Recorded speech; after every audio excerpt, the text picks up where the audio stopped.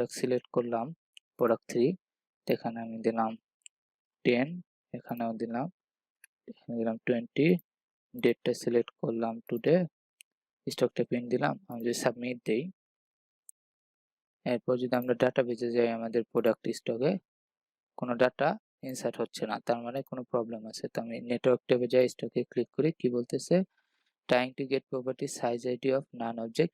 হ্যাঁ, যেহেতু array send করতেছে, এই যে আইটেমটা হচ্ছে অ্যারে, একটা অ্যারেতে তো অবজেক্ট হিসেবে ব্যবহার করা যাবে না, তো আমাদের অ্যারে হিসেবে ব্যবহার করতে হবে। তো আমরা অ্যারের ইন্ডেক্স বের করে নিলাম।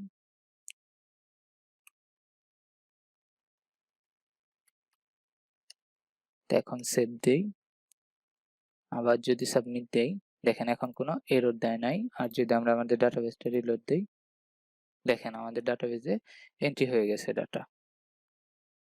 দুইটা আইটেম দিছিলাম আমরা, প্রোডাক্ট আইডি হচ্ছে 6 নম্বরে, একটা সাইজ আইডি হচ্ছে 1 আর একটা সাইজ আইডি হচ্ছে 4, কোয়ান্টিটি 10 এবং 20, স্ট্যাটাস হচ্ছে ইন।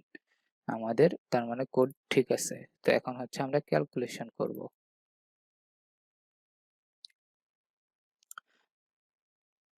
ক্যালকুলেশনটা হচ্ছে,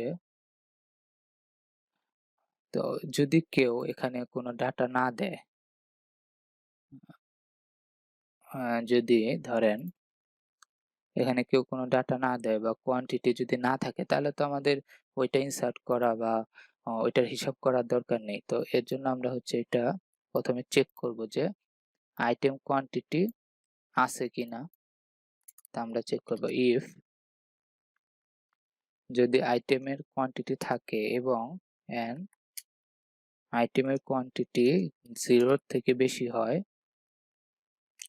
মানে কোয়ান্টিটি থাকতে হবে 0-র উপরে, মানে মিনিমাম একটা কোয়ান্টিটিও যদি থাকে, তাহলে হচ্ছে আমরা এই সব কাজগুলো করব। তো এটা ইফ কন্ডিশনের ভিতরে দিয়ে দিলাম। আর যদি না হয়, তাহলে আমরা কোনো কিছুই করব না, স্কিপ করে যাব এটা। তো এটা হচ্ছে আমাদের স্টক সেভ হলো। এখন হচ্ছে আমরা প্রোডাক্ট কোয়ান্টিটিটা আপডেট করব। Stock size update. তা আমরা প্রথমে হচ্ছে প্রোডাক্ট স্টক সাইজ, আমরা যদি আমাদের টেবিলটা দেখি, এখান থেকে হচ্ছে আমাদের প্রোডাক্ট আইডি আছে, সাইজ আইডি আছে। তো প্রোডাক্ট আইডি সাইজ আইডি দিয়ে ডাটাটা নিয়ে আসবো, তার কোয়ান্টিটির সাথে এই কোয়ান্টিটিটা হিসাব করে বসিয়ে আবার সেভ করে দেব। তো আমরা কি করব, এর আগে হচ্ছে আমরা যে দুইটা ডাটা ইনসার্ট দিছিলাম, এগুলো ডিলিট করে দিই, যেহেতু এগুলো হিসাব করি নাই।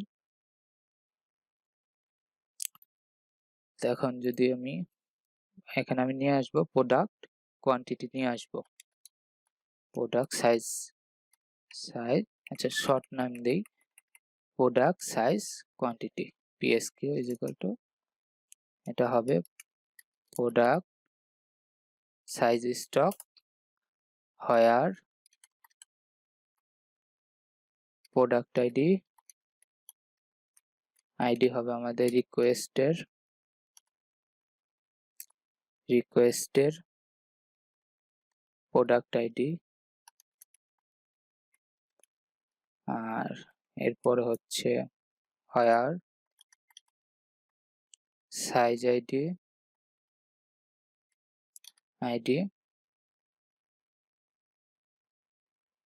হবে, আচ্ছা এটা হচ্ছে আমরা নিচে নামিয়ে দিই এখান থেকে, এটা সাইজ আইডি হবে আইটেম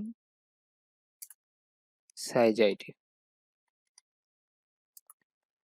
এটা এরপরে দেবো হচ্ছে আমরা ফার্স্ট, মানে একটা একটা করে নিয়ে আসবে ফার্স্ট। তো নিয়ে আসার পর আমরা কি করব, নিয়ে আসার পর আমরা চেক করব যেটা কি আমাদের যে স্টক টাইপটা আছে, এটা কি ইন না আউট। যদি ইন হয় তাহলে এটা যে ডাটাটা নিয়ে আসলো সেটার কোয়ান্টিটির সাথে আমাদের বর্তমান কোয়ান্টিটি প্লাস করে দেব, আর যদি বলে না এটা আউট, তাহলে হচ্ছে এটা মাইনাস করে দেব। তো ইফ যদি আমাদের রিকোয়েস্টের স্টক টাইপটা হয় ইন, তো এখানে আমরা ডাইরেক্ট এভাবে ইন লিখতে পারি। তো এটা না লিখে আমরা যে কনস্ট্যান্ট ব্যবহার করছিলাম ওইটা করব। এটা গুড প্র্যাকটিস, কারণ কখন যদি আপনার ইনের জায়গায় অন্য কোনো কিছু লিখতে হয়, চেঞ্জ করতে হয়, তাহলে শুধু কনস্ট্যান্টে গিয়ে ভেরিয়েবলের নামটা চেঞ্জ করে দিলে হয়ে যাবে। তো আমাদের এটা হবে প্রোডাক্ট স্টক, এটা হবে স্টক ইন। যদি ইন হয় তাহলে হচ্ছে আমরা ইন করব অথবা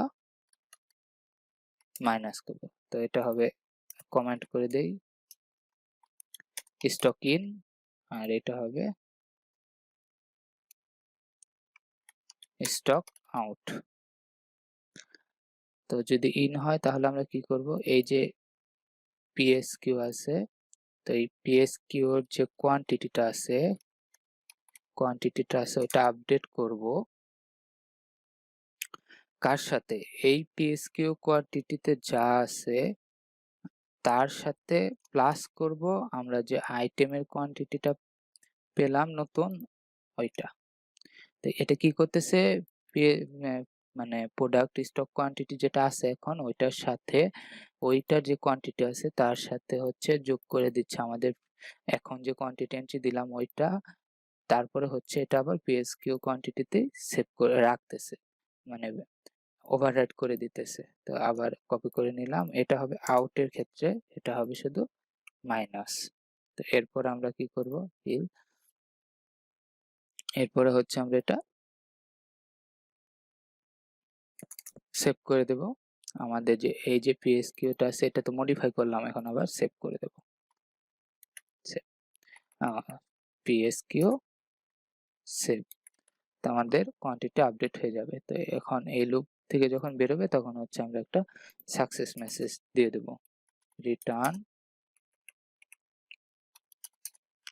রেসপন্স